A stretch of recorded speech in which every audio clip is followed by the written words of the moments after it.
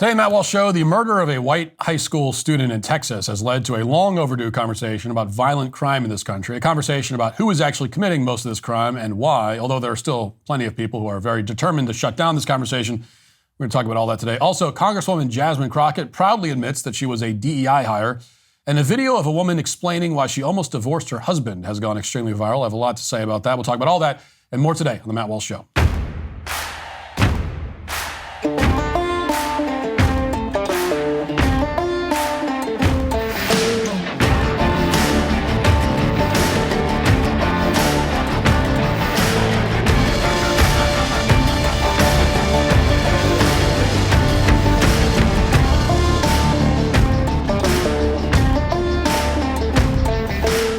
You know, free services like Facebook and Google come with a hidden cost, your personal data. So they're actually not free at all. When you use these platforms, you're allowing tech giants to track your activity and sell it to advertisers. As the saying goes, if the product is free, you are the product. Your digital identity is bought and sold to Facebook's actual customers, who are marketers pushing products, political groups also trying to sway your opinion, or even foreign entities attempting to influence your vote. The disturbing part, you never know who's buying. That's why I use ExpressVPN. Using ExpressVPN means that your internet service provider can't see or sell your browsing history, something they're legally allowed to do in the US. It prevents data brokers from tracking your IP address to create detailed digital profiles of you. I personally use it to work every time I travel for work events, rallies, and all that kind of thing. It gives me peace of mind knowing that my sensitive emails and financial information are safe, even on sketchy hotel or airport Wi-Fi. ExpressVPN routes my activity through encrypted servers, all while being incredibly user-friendly. Just one tap for protection on all your devices with a single subscription covering up to 8 devices for your entire household. I partner with ExpressVPN because I want all my viewers to have access to this important privacy protection, which is why right now you get an extra 4 months free when you use expressvpn.com/Walsh. That's expressvpn.com/Walsh to get an extra 4 months totally free. There are a few skills that are hardwired into the brains of infants that are so fundamental and so critical for survival that they're operative from the moment of birth, if not sooner. And one of them is pattern recognition, which is how infants recognize their mother's faces. Even the youngest child is capable of matching a new stimulus with an event that's previously established in their memory and alter their behavior accordingly. Of course, animals do the same thing. But a funny thing happened to pattern recognition starting around the middle of the last century. Pattern recognition transformed from a fundamental feature of human psychology to something that we were told is far more sinister. To paraphrase the author Steve Saylor, a war on noticing commenced.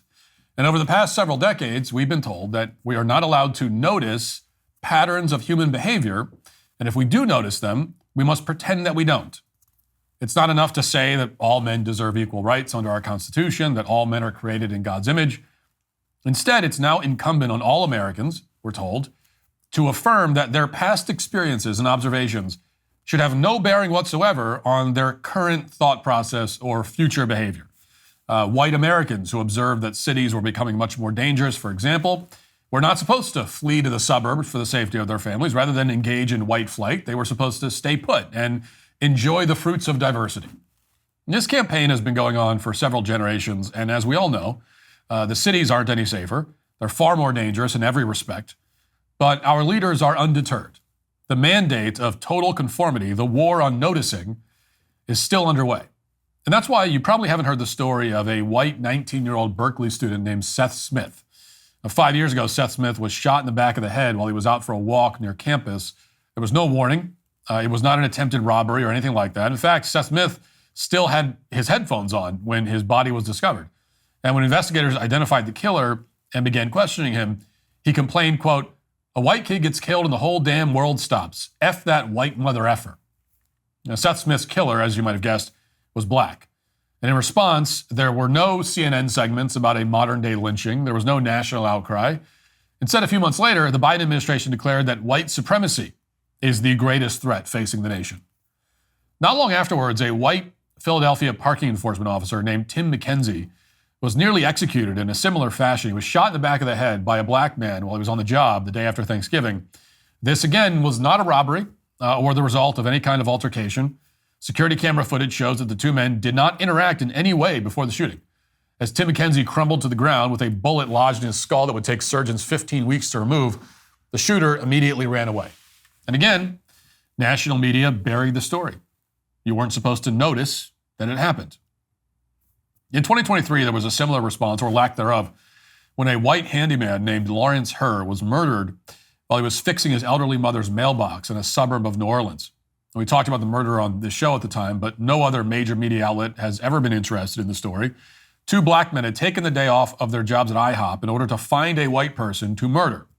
That was their explicit goal, which they later admitted to police. They wanted to go hunting for white people. And so when they saw Lawrence Herr, they circled the block a few times before gunning him down and leaving him to die in the street. No words were exchanged, no altercation. Their only motive was that Lawrence Herr was white. So these two black men decided that he had to die. That same year, a white social worker named Leah Rosen Pritchard was butchered with a hatchet while she worked in a homeless shelter in Vermont. And again, not a robbery, not the result of an altercation. It was a premeditated murder that was not provoked in any way. And after the killing, a local prosecutor remarked, "What hits personally for me is that there are definitely larger community conversations that we need to have, but we can't escape and we can't ignore." Now, whatever community conversations this liberal prosecutor in Vermont had in mind, it's hard to say. Apparently, she can't say either because she never explained what she meant. But her general sentiment, at least, is absolutely correct. It's time to talk about something that nobody in mainstream politics is willing to talk about, which is why there are so many black people, young black males in particular, committing violent crimes, and why they're committing so many crimes against white people. Now, for years, it's been obvious that this violence would only become more overt and intolerable as a major political party in this country openly encouraged anti-white race hatred. And indeed, that's exactly what's been happening. The lynchings, as the media would call these killings if the races were reversed, are continuing in broad daylight. And they're becoming harder and harder to ignore despite the best efforts of the media. And on Wednesday, as you may have seen, the latest instance of black on white homicide took place in Frisco, Texas, which is a short drive from Dallas. A white 17-year-old high school junior named Austin Metcalf was stabbed to death by a black athlete at a championship track meet, which was being held at a local stadium. I want you to listen to how the local media is reporting on what happened. Listen. Steve, Heather, 17-year-old Austin Metcalf had a bright future ahead of him. He was a leader on the football field and a scholar in the classroom.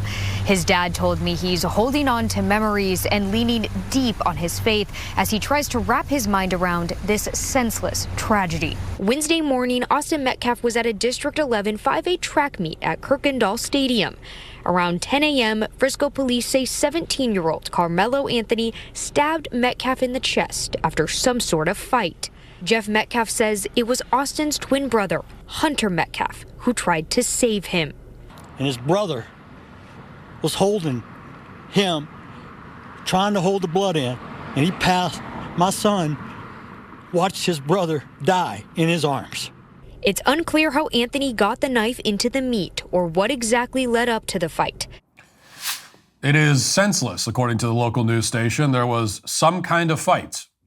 But what kind of fight was it exactly? Did Austin Metcalf attack his killer first? Why exactly would somebody bring a knife to a track meet? And where exactly did the murder take place? Apparently, none of these questions seemed relevant to the local Fox affiliate that aired that report. Pretty much all the reporting has been like this. You're supposed to gloss over details from the arrest affidavit, which states that the black athlete Carmelo Anthony was spotted in a tent that was reserved for Memorial High School, even though he was competing for a different school called Centennial. And that's when Austin Metcalf, who was running for Memorial High School, told Carmelo Anthony to get out of the tent. In response, one witness says that Anthony opened his bag and reached inside. Then he told Metcalf, quote, "Touch me and see what happens." And at some point, Metcalf reportedly grabbed Anthony or his backpack to get him out of the tent. In response, according to the affidavit, Anthony pulled a knife from his bag, stabbed Metcalf in the heart, and ran away as Metcalf bled out. And police say that he then threw the murder weapon into the stands in order to hide the evidence. Those are facts that look a lot like premeditation. I mean, after all, bringing a deadly weapon into the opposing team's tent during a track meet and then daring them to touch you so that you can stab them is exactly the kind of thing you do if you wanted to find a pretext to kill someone. And of course, if you had just defended yourself in any kind of legitimate way, you probably wouldn't flee the scene and then throw the murder weapon. The local news station, they don't want to talk about these aspects of the story because they might lead to some unapproved conclusions. It's the same reason they don't show you Carmelo Anthony's recent social media posts. And you can look at these two images here. As you can see, Carmelo Anthony has an evil grin while extending his middle finger towards the camera. In other images, he's hoisting a gun in the air. By contrast, here are Austin Metcalf's recent posts. He's celebrating that his hard work paid off and that he won Linebacker of the Year in football, as well as Team VP, and also Team MVP rather. And just a week ago, he was writing about his faith in God and all the hard work paying off. So the contrast could not be more obvious or more predictable. Now, the reason these images aren't being played in prime time by every news outlet is the same reason they showed you the childhood images of Michael Brown and Trayvon Martin and so on, instead of the images where they were wearing gold teeth or flashing gang signs. They're trying to short circuit your pattern recognition. You're not supposed to notice that posing like a thug and acting like one is a commonly accepted aspect of black culture in this country. Everybody knows that's true, but no one's supposed to say it. But no matter how much the media tries to deceive us, the fact remains that pattern recognition is hardwired at birth. And to prove that point, consider this hypothetical, which I posted yesterday on social media. A lot of people were very upset by this post, which is why, of course, I'm going to repeat it. Here's the hypothetical. Imagine you didn't know anything. Let's say you didn't know anything about this latest incident, and imagine that I told you that a young man stabbed another young man to death for telling him that he was in the wrong seat. And then I told you that one young man in the altercation was white and the other was black. And then I asked you to guess the race of the assailant. Without any more information, you would know the answer immediately, wouldn't you? Every single person in the country would know the answer immediately. Because young black males are violent to a wildly, outrageously disproportionate degree. That is a fact. The races reverse scenario would almost certainly not happen. Okay, black people don't have to worry about being murdered in cold blood if they say something slightly irritating to a random white person. White people have a lot more reason to worry the other way around. The statistics on this point could not be more stark. And really any stat you look at bears it out. But let's just look at this, for example. From 2010 to 2020, as one of my followers pointed out to me yesterday, there were a total of 14,689 black on white homicides. By contrast, there were just 6,148 white on black homicides. This is in spite of the fact that there are over 200 million white people in this country and only 40 million black people. And so that means that adjusting for population size, a black person is approximately 12 times more likely to kill a white person than vice versa. 12 times more likely. Now, when you look at violent crime in general, the disparity is even wider. According to the Bureau of Justice Statistics, in 2019, there were 562,550 violent interracial incidents involving blacks and whites. A total of 472,570 of these incidents, 84% of them, were black on white. And adjusting for population size, that means that it's about 28% more likely that a black person will violently attack a white person than the other way around. Actually, not 28%, that's 28 times, right? Not 28%, it's quite a bit more than that. And that includes robbery, rape, assault, and so on. Now, to clarify, I'm talking about a very small subset of the population here. Almost all of the violent crime among black people and people of any race is committed by young males. Well, there are 20 million black males in the country, 40 million black people, 20 million black males about in the country, which only accounts for about 7% of the American population. So if we were to take out all of the black males over the age of 36 from these calculations, you'd realize quickly that it is a very small portion of the population that is committing a hugely, astronomically disproportionate amount of violent crime. According to FBI statistics, the 18 to 34 age range dominates violent crime statistics to the point that it makes up something like 50 to 60% of all arrests. And again, that's general of all races. Overall, somewhere around 50% of the murders in this country are committed by black people, and about 35% of non-fatal violent crime is committed by the same group. Again, these crimes are being committed by less than 13% of the population. So in other words, there's clearly a massive problem in black culture, specifically as it relates to younger black males. And contrary to what the media will claim, this is not a problem that can be solved by eliminating systemic racism, alleged systemic racism, or sending reparations to the black community. The New York Times, of all places, made this very clear in its reporting a few years ago. Here's what they wrote in the New York Times. And this is one of the most remarkable statistics that you'll ever hear. Quote, the sons of black families from the top 1% had about the same chance of being incarcerated on a given day as the sons of white families earning $36,000 a year. I'll say that again for emphasis.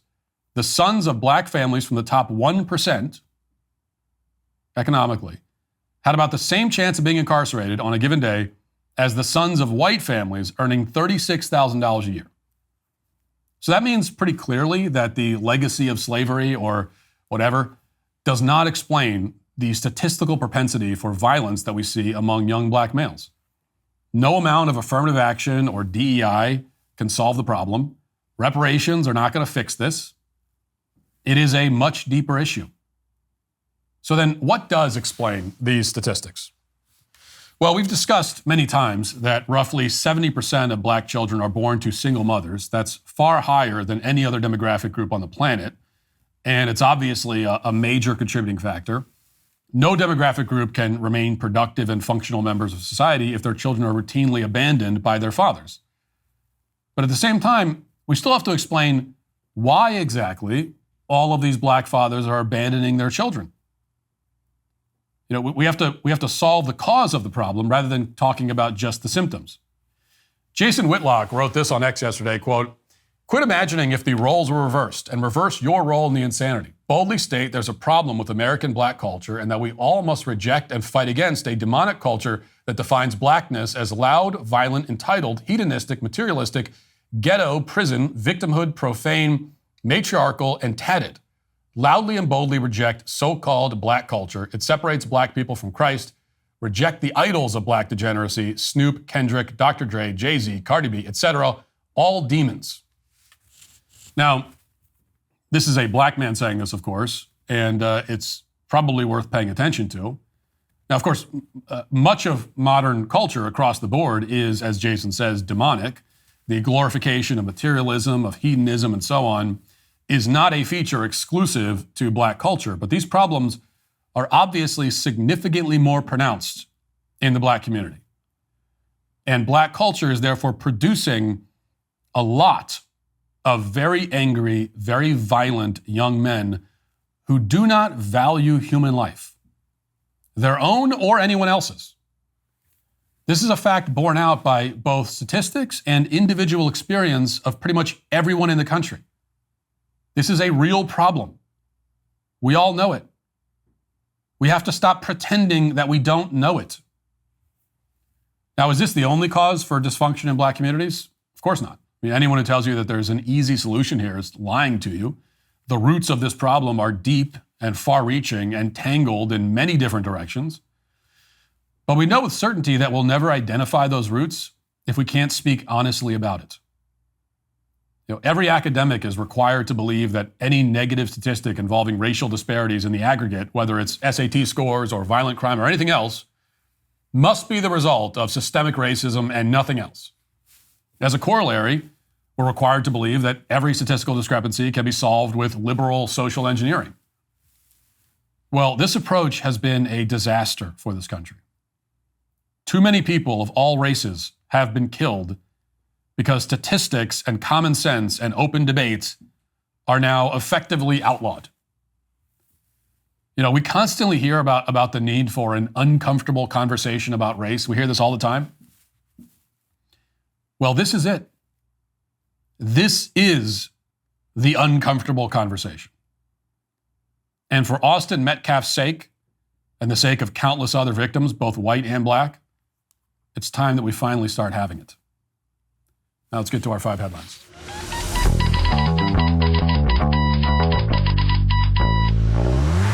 As DOGE continues to surgically cut the fat from decades of bloated government spending and corruption, Pure Talk, the cell phone company I use for business every day, is cutting the fat from the wireless industry. That's right, Pure Talk says, I don't think so, to $100 a month cell phone plans. That's just wasteful. It's irresponsible. Instead, they're offering America's most dependable 5G network at America's most sensible prices. Listen to this, unlimited talk, text, and 15 gigs of data plus mobile hotspot for just $35 a month. And the best part, right now you get a free 1-year membership to Daily Wire Plus. And with Pure Talk's U.S. customer service team, you can switch hassle-free in as little as 10 minutes. You don't need Doge to cut the fat from your wireless bill. You only need Pure Talk. Go to puretalk.com/Walsh, switch to Pure Talk at puretalk.com/Walsh, and get a year of Daily Wire Plus for free with a qualifying plan. Pure Talk, wireless by Americans for Americans. Okay, we missed the show yesterday. As you noticed, we had big storms and flooding here in Middle Tennessee. Still have a lot of flooding. Wednesday night, actually early Thursday morning, I guess, was just one tornado warning after another. And I don't think I've ever been through something quite like that. I mean, you get a lot of tornado warnings here in Tennessee. But this was, we must have had 3 or 4 tornado warnings in a row between the hours of like 2:30 a.m. and 5 a.m. I read that Tennessee as a state had 140 tornado warnings between Wednesday and Thursday. And of course, you know, when you have a tornado warning as opposed to just a tornado watch, which in Tennessee you're just under a tornado watch pretty much constantly in the spring and summer. But that means you have to get to a safe place in the house, which is going to be somewhere, you know, on a lower level interior room, so you're not on any exterior walls. There's no windows. That's what you want. And so like 3 different times we had to get up get all the 6 kids up in the house to go sit in the pantry, because that's for us, that our only interior room in the house that's not on an exterior wall, doesn't have a window, is our walk-in pantry. And so that's where we spent about 3 or 4 hours on very early Thursday morning, was sitting in the pantry. And of course, you know, this is, my kids were having a blast. The younger ones anyway, they thought it was fun. We were locked in a room that has all the snacks, so that's a lot of fun, and also diminished our chances of starving to death by a considerable margin, although there was still a chance. And the next day, my 5-year-old kept asking when the tornado would come back, because she wanted to go in the pantry again with the family, because to her it was like fun. It's like camping or something. And that's that wonderful childhood innocence, you know. It's my wife and I were in the pantry looking at the radar with a line of tornado storms gunning right for us. And meanwhile, to the kids, it's a game. It's fun. And that's good. That's the innocence that you want with kids. Now, a few stories to mention here before we get to the daily cancellation. And I hesitate to start with this. I promise that we will stop playing Jasmine Crockett clips for a while after this. But I do have to play it because it's just too perfect. So during a House Judiciary Subcommittee on Oversight meeting, Crockett admitted, for some reason, that she was a DEI hire. And this, of course, is the same person who has spent many months and years claiming that DEI basically doesn't exist, and that the whole concept of a DEI hire is not real. And yet here she is just coming out and admitting it openly. Listen. When I first became a public defender, I had no criminal defense experience. And I walked in and I told my boss, Charlie, I said, listen, you should hire me. He said, why? I said, because I'm black. Charlie looked at me like I was crazy. Yeah, well, there you go.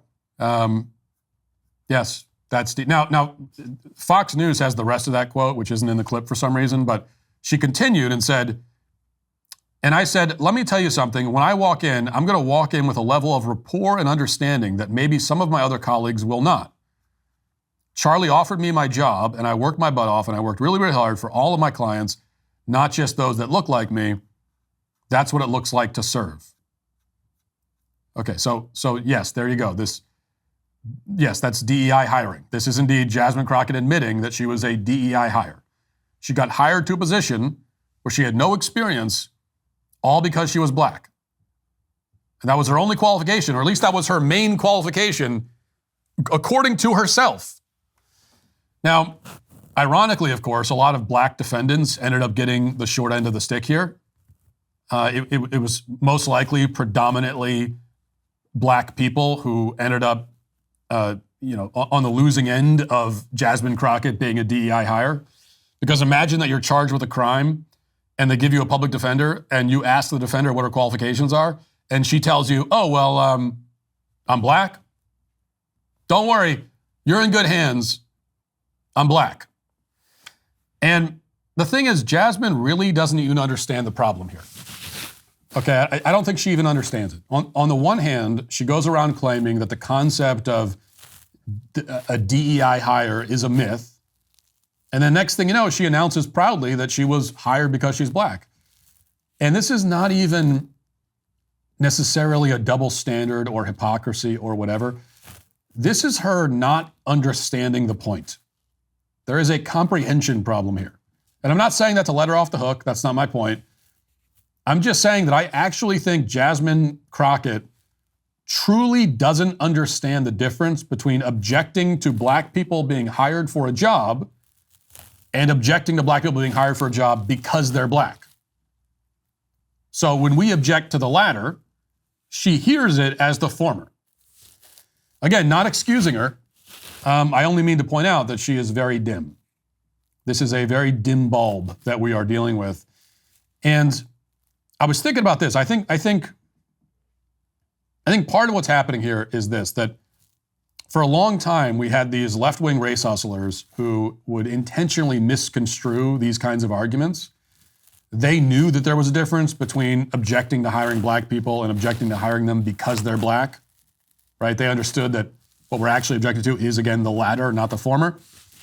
They knew that, but they conflated the two cynically and intentionally. And they did this to manipulate the rubes who would follow them and are too stupid to understand the distinction. And I think with Jasmine Crockett, we now have the rubes themselves taking over.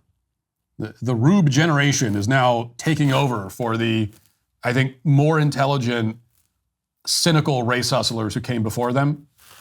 And these people like Jasmine Crockett, I mean, they're just as morally debased as the old guard of race hustlers were, and they're just as dishonest and they're just as cynical. But I do think that they're a lot dumber. They are very, very dumb. Post-Millennial reports on this. A Colorado bill introduced by Democrats would classify misgendering and deadnaming as forms of child abuse to be considered in child custody disputes. The legislation introduced Friday, sponsored by Democratic Representatives Lorena Garcia, Rebecca Stewart, Faith Winter. The bill is named the Kelly Loving Act after a transgender identifying individual killed in a 2022 club shooting in Colorado Springs. The bill is based on the premise that individuals can identify as a gender identity contrary to their biological sex. It defines deadnaming as to purposefully and with the intent to disregard the individual's gender identity or gender expression, refer to an individual by their birth name rather than their chosen name. Similarly, the bill defines misgendering as to purposefully and with the intent to disregard the individual's gender identity or gender expression, refer to an individual using an honorific or pronoun that conflicts with the individual's gender identity or gender expression. Under the proposed law, courts handling child custody decisions would be required to consider misgendering and deadnaming or threatening to publish information related to a child's sex change procedures as forms of coercive control when determining the best interests of the child. Okay, so they would be required to view this as abuse, which obviously would end up meaning that the parent who is not on board with the gender transition would lose custody of the child. That's the whole point here. And this is something that in practice is already happening in many family courts, as we know. I mean, you can look at the case of somebody like Jeff Younger, for example, who we've talked about many times. But now Colorado wants to codify it into law, and they want to require it. And what that would mean is that if a mother wants to trans her child and the father doesn't, she can just divorce him and take the child and get full custody, because under this law, the father would be viewed as an abuser. I mean, the father is guilty of abuse. And by the way, in this hypothetical, I say the mother is transing the child only because in literally every case of one parent transing a child over the objection of the other, it's like always the mother doing it. Always, always. I mean, I've never heard of the reverse of this. Have you? I've never heard of it. And the reverse where it would be the father wants to trans the kid and the mother is objecting. Has anyone ever heard of that happening? And I think that's an interesting fact that we should probably spend more time on. Not all mothers trans their kids, obviously. But you could argue that only mothers trans their kids. I mean, sure, you'll find cases where the dad is on board. Dwayne Wade is a prominent example. But even in those cases, the dad is always following the mother's lead, not to let the dad off the hook by any means. And as I said, if there's a disagreement between the parents on this point, mom is always on the pro-trans side. So, that's worth exploring. But for now, just when it comes to this law, this is obviously horrifically evil and crazy and barbaric and demonic beyond all imagining.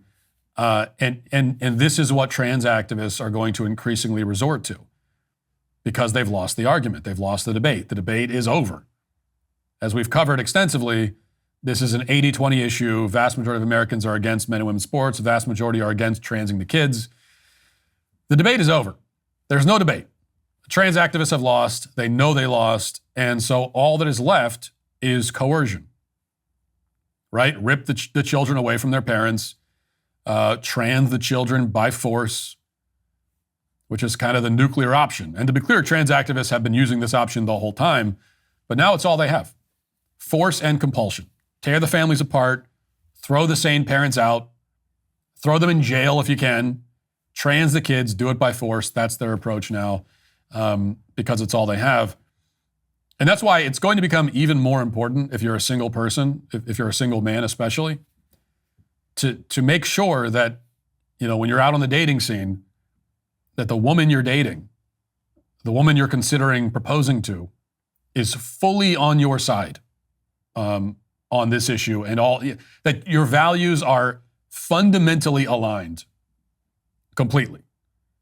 So, and that's pretty easy to tell. Because when you bring up the trans stuff to a woman that you're dating, which I think no reason why you can't bring it up on a first date. Maybe you want to wait till the second or third, that's fine. But when you bring it up, she better react with revulsion, disgust, fury, right? The idea of a gender transition for a child, any of this stuff. She better say words to the effect of, castrating kids, are you insane? Hell no. I would rather die than have that happen to my kids. Like something like that. Her answer needs to be that strong, needs to be that conclusive, because if she has the slightest sympathy for the pro-trans side, run away.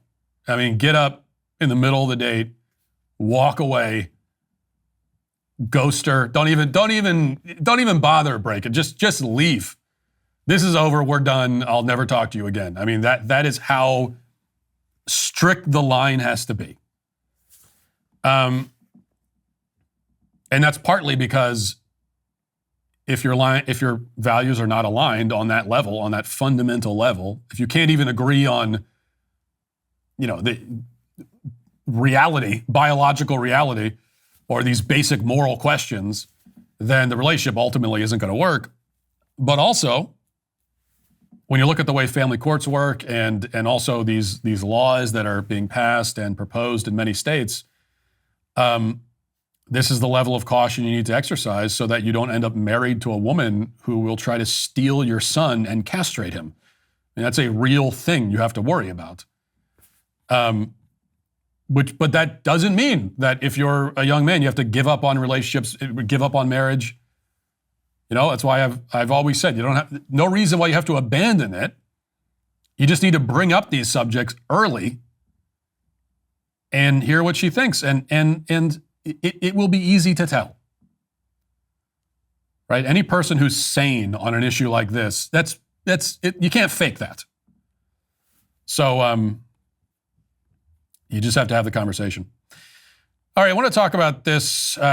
This is a case with the most predictable twist ending maybe in history. It started a few days ago, earlier in the week, when the media started frantically reporting about a guy named Chris Lewis, who was arrested in Georgia for leaving his kids aged 1, 6, and 10 at a McDonald's for 2 hours unattended so that he could go to a job interview.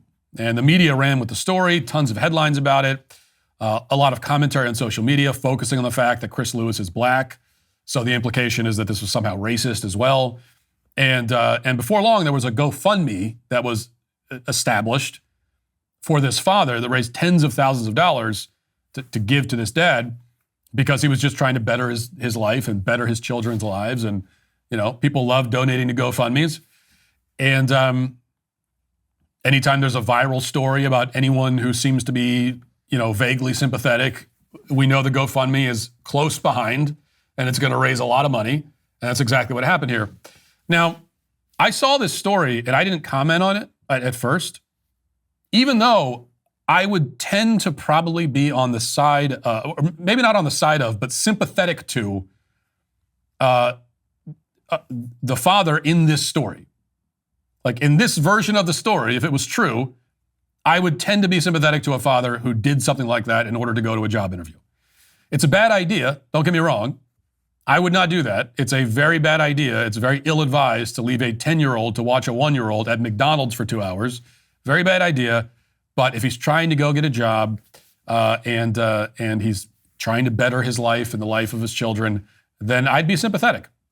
And I do think that we've gotten way, way too hyper and paranoid about leaving kids alone places.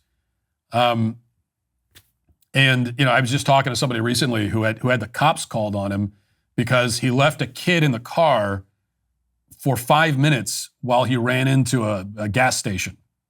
It was not hot out. Okay, it's not like it was 95 degrees. It was whatever, 65, 70 degrees. So it was a nice mild day. Doors were locked. They're in a safe part of town. The car was in sight the whole time. He just ran into because maybe you pump the gas, you got to run into the store to get a couple things. So he could see the car the whole time. And I guess somebody's noticed this, called the cops, and then it becomes a whole thing. And, so people are very hyper about it these days. Whereas when I was a kid, I feel like I spent half my childhood waiting in cars while my parents were in, stores and running errands. Like half my childhood was just sitting in a car waiting for my parents to come back. It was a very common thing. But these days you can't even do that. I mean, as you know how I feel about ditching shopping carts and parking lots. We've talked about that plenty of times, but still not nearly enough. And this is what you hear from a lot of mothers. They won't even leave their kid in the car alone for 20 seconds to walk across a parking lot.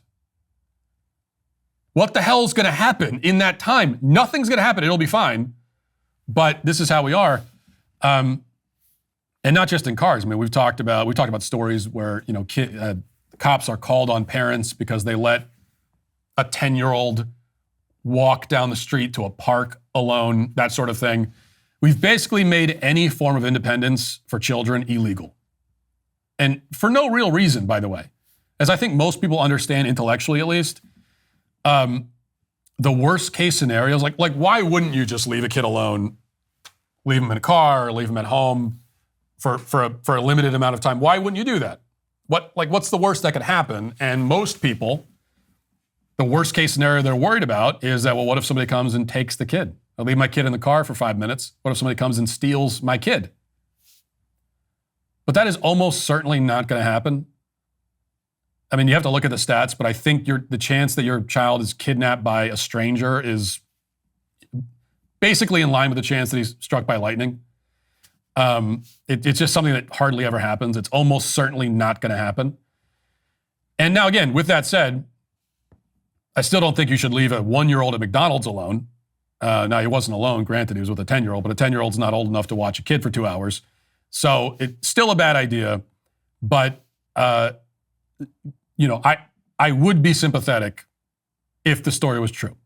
But that brings us to the twist ending, which is that it's not true. Now we have the update from Outkick, who reports, quote, "The story of the Georgia man who says that he left his kids at a McDonald's to attend a job interview has taken quite a twist. In a supplemental police report obtained by Outkick from the Richmond County Sheriff's Department, police determined that Chris Lewis, the father of 3, did not attend a job interview while leaving his kids at an Augusta McDonald's. So they looked into it, and they found out that he was not going to a job interview. What was he actually doing? I don't think we know that yet. I would guess it's related to drugs. I don't know that, just to be clear. Just my guess, my best bet. Okay, if I was making a bet on FanDuel right now, that's what I would say. I put $1,000 on it. I feel pretty confident. And, or, maybe going to a strip club or something. It's usually something like that. And, I want to give people a hard time if they bought the job interview thing. If they thought that this was some kind of pursuit of happiness sort of story. Will Smith showing up to the job interview in a wife beater, covered in paint, you know. And I think a lot of people hear stories like this, and you want it to be something like that. And I want to give you a hard time for that, for being so naive, but I get it. I mean, I would rather live in a world where this story is believable. I read that story, and the first thing I thought is, yeah, he didn't go to a job interview. First thing I thought. And I wish I was wrong. I really, truly do. I really wanted to see the update where, you know, it turns out that the whole story was right, and maybe the company, whatever company he was applying for a job, maybe they come out and say, yeah, he was with an interview. He came to an interview. It was a great interview. He did great. We're going to hire him next week. Right? He's turning his life around. I really wish that was the case. I really wanted that to be true, but it just was certainly not going to be true, and it turns out that it isn't. Because that's not the actual world that we live in, I'm afraid to say. And I do think that a lot of people would do well to adopt just a bit more skepticism and even a little bit more cynicism. I'm not saying you have to be as cynical as I am all the time, but just a little bit more. And then, because if you have a little bit more cynicism, maybe you'll at least save your money next time there's a viral GoFundMe campaign going on. So, you know, could save a little bit of money, and in this economy, we could all use that. Tax season is here again, and the IRS is not messing around in 2025. Look, I get it. Tax problems are about as fun as a root canal. Maybe you've got some unfiled returns collecting dust, or you're sitting on a pile of back taxes that's giving you night sweats. And with April 15th breathing down your neck, it's tempting to just walk into the woods alone, never look back, and hope it all goes away. But here's the thing, trying to ghost the IRS, well, it's just not going to happen. Doesn't end well. That's why you should use Tax Network USA and let them deal with these headaches for you. These folks aren't your average tax people. They've got a direct line to the IRS. They know exactly which agents to talk to. Whether you're in the hole for $10,000 or $10 million, they've got tricks up their sleeves that actually work. They've already sorted out over $1 billion in tax debt, so they might be doing something right, I would say. Talk with one of their strategists today. It's free. Stop the threatening letters. Stop looking over your shoulder. Protect yourselves from property seizures and bank levies. Don't let the IRS control your future. Call 1-800-958-1000 or visit tnusa.com/Walsh. April 15th is just around the corner. Act now before the IRS acts first. If you're tired of the legacy media lies and getting shouted down for saying basic truths like men can't get pregnant, well, it's time to join us. Daily Wire Plus members get ad-free access to all of our shows, live chat with me, my producers, and thousands of people who actually think like you. Investigative journalism that exposes what the corporate press refuses to touch, and premium entertainment, films and documentaries that break the box office, shift the culture, and say what no one else will say. The fight for the country is happening right now. Be a part of it at dailywireplus.com/subscribe. Now let's get to our daily cancellation.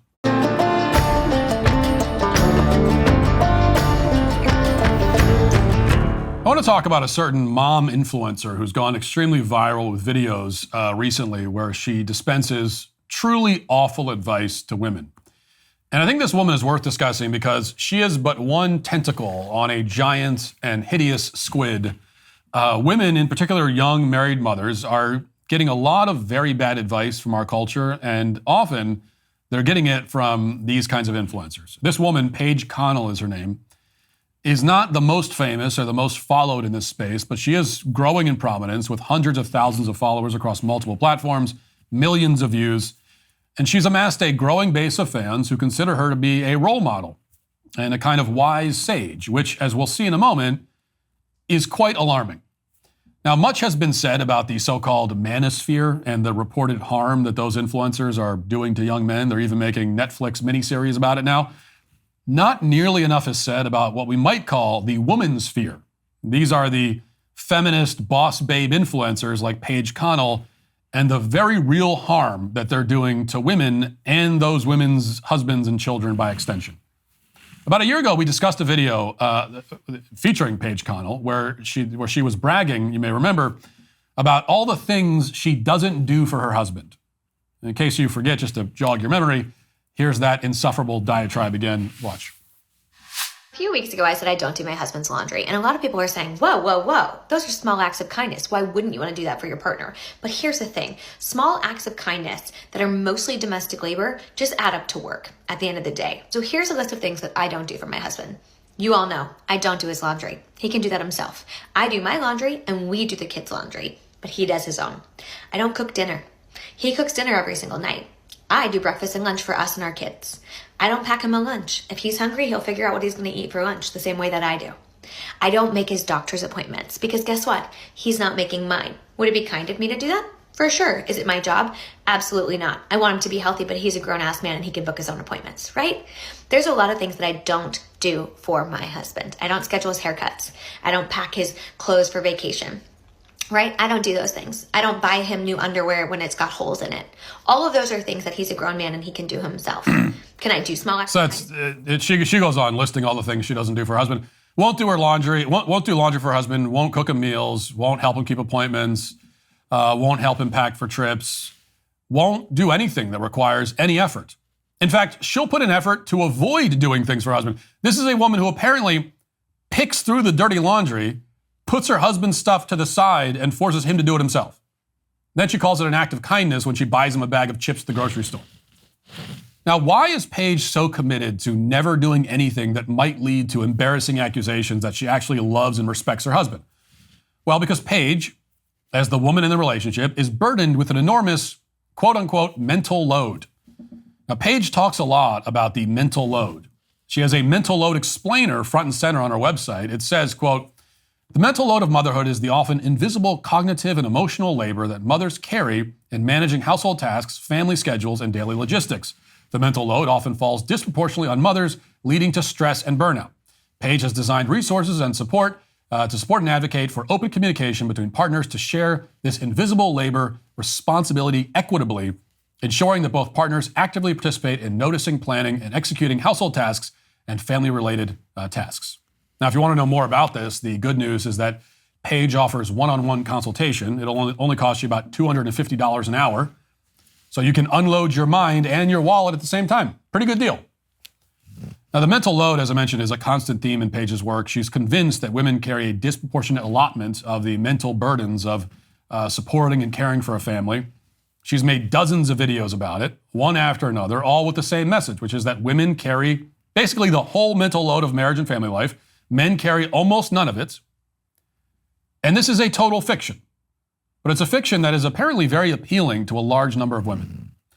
So let's now play the latest video from Paige, which has gone astronomically viral on X. It has over 100 million views, well over 100,000 likes. Tens of thousands of women are cheering and shouting amen to this video. And it is a 5-minute rant where Paige tears her husband down, complains about him, belittles him, and reveals that she even considered divorcing him. And she offers all of this to the public for some reason. Listen.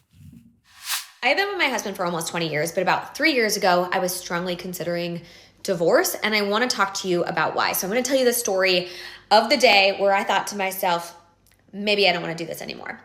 My husband and I had 4 kids. We both worked full time. We had been together for 16 years at this point. We've been together since high school. And on paper, I have an amazing husband. He is incredibly supportive. He's kind. He's loyal. He's a great dad. He's very hands-on. He's an active participant. He's always present. Like on paper, what else could I ask for?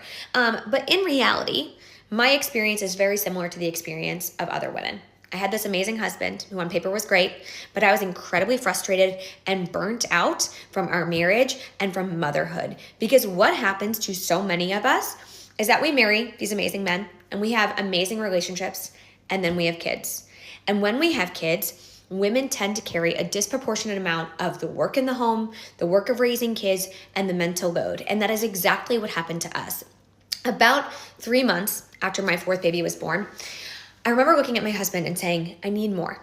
I need you to do more. I am exhausted. I am in charge of everyone and everything in this house. Every night when we cook dinner, you ask me what to make. Every day when you drop off the kids at daycare, you ask me what they need in their backpacks. I am the project manager of this home and I need you to do more. And he looked at me and he said, okay, just tell me what to do. Right? Every woman has heard this. Just tell me what to do and I'll do it. And I said, okay, something that would make my life easier is if in the mornings when I came downstairs with the 4 kids, because I do mornings by myself, the dishwasher was emptied, the dishes were put away, and the trash was taken out. That would make my life so much easier. Okay, now by the way, just a note there. You notice how she says that that he asks her what to make for dinner? Well, we learned in the other video that this man makes dinner for the family every night. She said it herself. When he comes home from his very demanding job, which we'll get to in a moment, he's the one making the dinner for everyone. All he does is ask her what she wants. And so somehow in her mind, she has the greater burden when it comes to dinner because she only has to say, here's what I'd like. She spends 10 seconds saying what she wants. He spends an hour making it, but the burden is on her somehow in her mind. So we've learned so far that her husband is amazing. He's loyal, supportive, attentive. And yet she's still considered blowing up her family and upending her children's lives because she was frustrated that he wasn't doing chores the way she wanted. Now, why would that thought even enter her mind? How in the world could the dissolution of your marriage ever even be considered as a solution for household chores? Well, she goes on to explain it all came to a head one morning when she walked into the kitchen only to discover that her instructions had not been followed. That was the precise moment when she considered throwing her marriage vows straight into the garbage. And there was this one morning where I woke up and I went to put something in the trash and it was overflowing. And I went to get my son's water bottle and it was in the dishwasher with all the other clean dishes. And I felt so disrespected and unseen and unvalued at that point in time. And I remember texting my husband being like, what happened?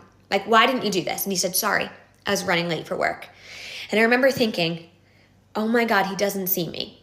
Because what he's done has now made me late for work. And he doesn't care about that. He doesn't care about the impact on me. And he doesn't see how every single thing in our home happens because I ask him to do it, or because I do it myself, or because I planned and organized it. The diaper bag is full because I filled it, right? I put the wipes in there. And I felt so frustrated. And I remember thinking, what's the point? What's the point of doing this with someone else? I might as well just do it alone. Now, the happy ending to this story is that she decided not to divorce her husband because he started doing what she wanted him to do without being told. And as she puts it, a woman's love language is not having to ask. So she expects everything to be done exactly as she wants, exactly when she wants, and she expects that all that to happen without having to say it out loud. If it doesn't happen, she will seriously entertain ending her marriage. And somehow she sees herself as the good guy in this scenario. Even worse, thousands of women seem to agree. Even though approximately 100% of those women would be furious if their husbands ever came up to them and said, honey, I expect you to do what I want without being told. Okay, a man who said that publicly about his wife would be denounced as an abuser by the very same women cheering Paige Connell. The glaring double standard in this video, and in literally every video this woman makes, is just one problem. There are many others. Let's start with the fact, again, that she is criticizing her husband publicly. The first rule of marriage is that you do not attack, criticize, or tear down your spouse publicly. Much less do you use your spouse's supposed flaws as clickbait on the internet. Paige, though, has made an entire brand out of doing exactly that. But again, we can bet that if her husband ever made one single video where he spent even 1 minute offering the slightest critique of his wife, she would lose her mind. And we all know that. She desperately wants to feel seen, but I'm guessing she doesn't want to be seen like that. Now, Paige insists that she is the exclusive carrier of the mental load. All that tells us is that she is a raging narcissist who has never stopped to even consider what kind of mental and emotional burdens her husband might be shouldering. Now, we talked about this during a segment last week. We often hear about emotional labor in a marriage, which means basically the same thing as the mental load. And these terms are always used by and about women. The assumption is that men have no mental load, that they have no emotional labor. And the reason why some women, like Paige, have come to that conclusion is that, along with being raging narcissists who are fundamentally incapable of showing the slightest empathy for the men they married, they're also confused. They confuse their husband's lack of complaints with a lack of things to complain about. The fact that he's not saying his complaints out loud is taken to mean that he has no complaints in his head. But their husbands don't go around whining about their mental and emotional troubles because they're trying to spare their wives from having to share in their burdens. Also because they assume, rightly, that their wives will hold it against them and resent them if they open up. Here's what we know. If Paige's husband were to actually talk about his mental load with Paige, she's the kind of woman who would flip it around and make it immediately about herself. Because suddenly, his sharing of his mental load has only contributed to her mental load. Next thing you know, she's filming another TikTok video bashing him while he's at work. So he says nothing. And his wife considers that as evidence that his mind is free of all troubles, but that is certainly not the case. So, what then might Paige's husband's mental load consist of? Well, for one thing, he works full-time to support his family. Even in our enlightened age, in the majority of families, men are still the primary or sole breadwinners in the majority of cases. Now, I know you might object and say that, well, Paige has a full-time job. That's true, but listen to her on a podcast recently describe her job. And this is really important, okay? Why she still has it, even after having kids. Listen. The reason I feel like I have to often justify it, right? I shouldn't have to do that, but I do. I justify it. And the reason that I personally remain in the workforce is first and foremost because I wanted to. I want to have a job. I want to have purpose outside of my kids. My parents were divorced when I was young, and I always saw the value in my mom being able to support herself and have that financial security. That's really important to me, not even just for divorce, but God forbid something happens to my partner. He works an incredibly dangerous job. Like, I want to know that I could take care of my family if I wanted to. It gives me purpose, right? It gets me motivated. More than that, if we were solely talking financial reasons, what I've said is oftentimes people leave the work for a short period of time, or people tell them to, like, just leave for 5 years, you can go back. And for me, the short-term cost savings didn't outweigh the long-term opportunity for my career, for my income growth, for my retirement fund, for my benefits, right? All of these things that I want to do in 10 years require me to stay in the workforce now. I.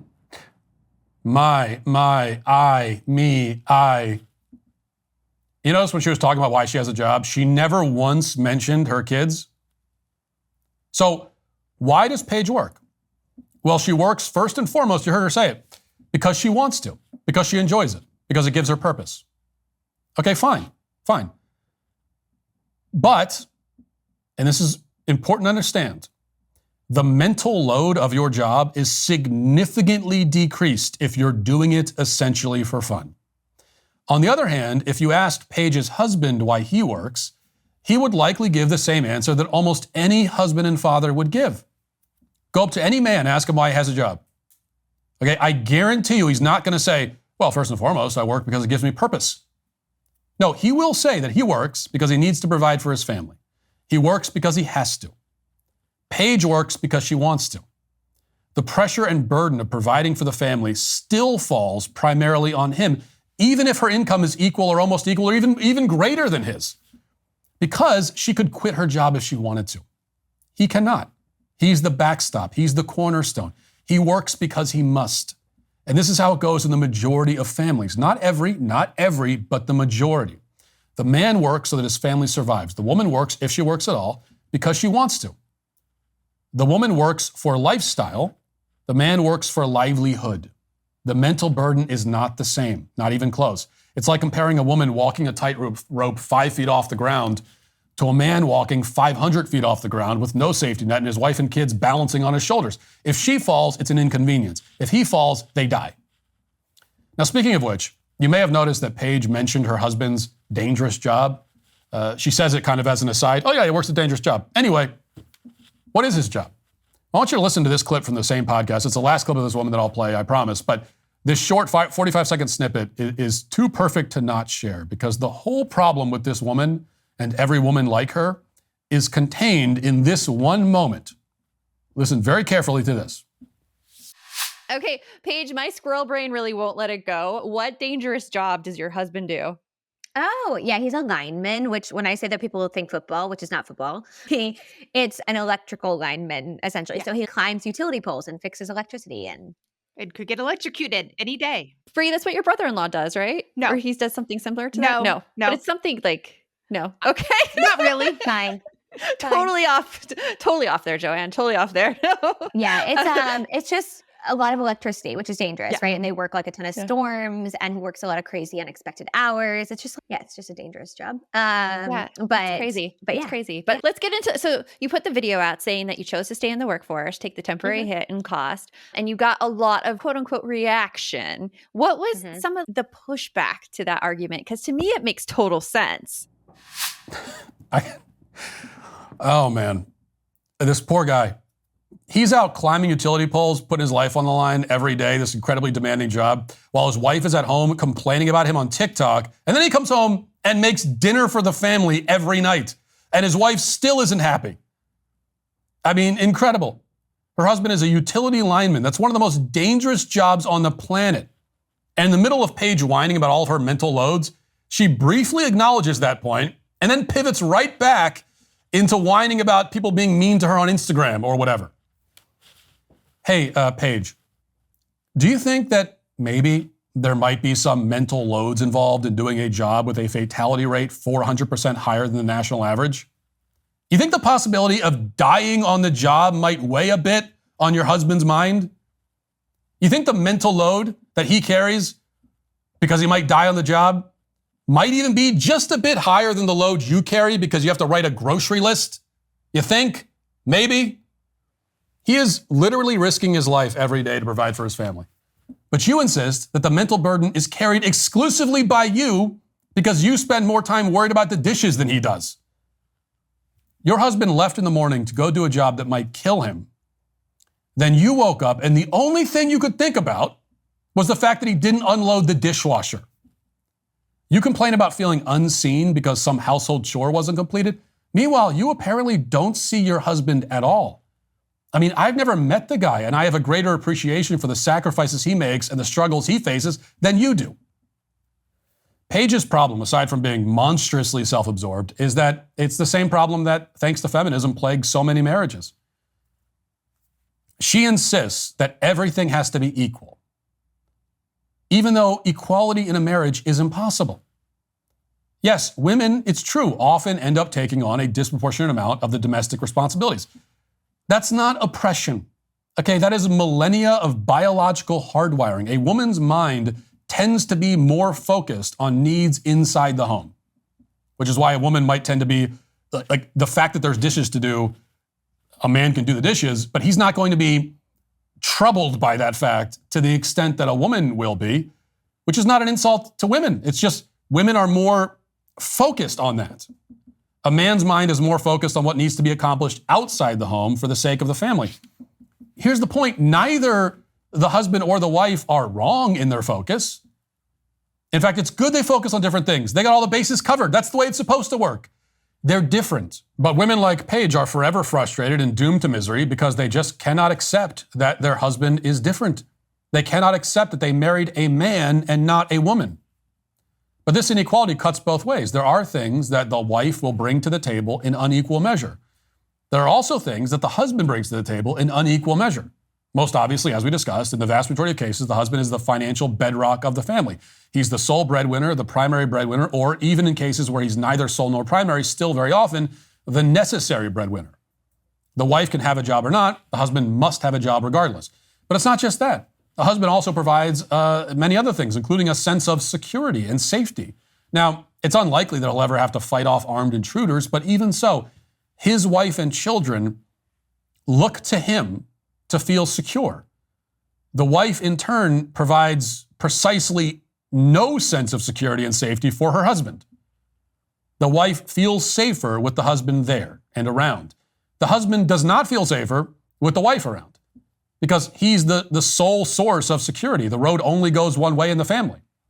Everybody looks to him to feel safer and more secure. He looks to nobody. There's no one. He looks over to his right, and he's the last. He's it. He's the guy. That's not a bad thing. As a husband, I have absolutely no bitterness about the fact that I carry the pressure of providing for my family and making them feel safe and secure. I am honored that I can do that for my family. I take joy in the inequalities, in the things that I can do without receiving an equal measure in return. And that is the only way to have a happy and lasting marriage. You have to accept that your spouse is not the same as you. They do not think the same way. They don't focus on the same things. They don't have all the same anxieties. They have different anxieties in many cases. You married another person, not a carbon copy of yourself. And that fact can either be a source of joy or it can be a source of envy and resentment. That depends entirely on how you choose to look at the situation. Paige chooses to see her extra burdens as the mother as oppressive, while not acknowledging that her husband has any burdens at all.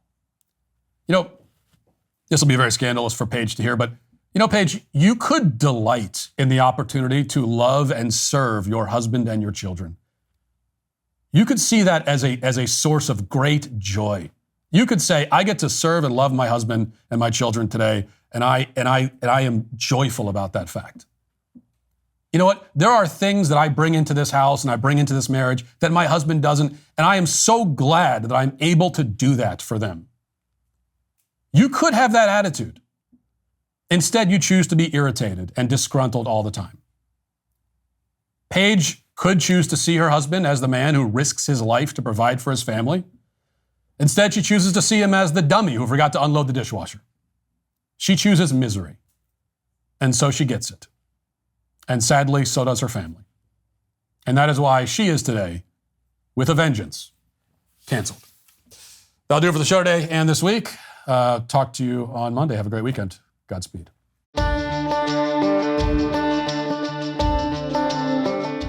The executive producer of the Matt Walsh Show is Sean Hampton. Our associate producer is McKenna Michaelis. The show is directed by Mark Jones and Trey Miller. Our production manager is Austin Michaelis.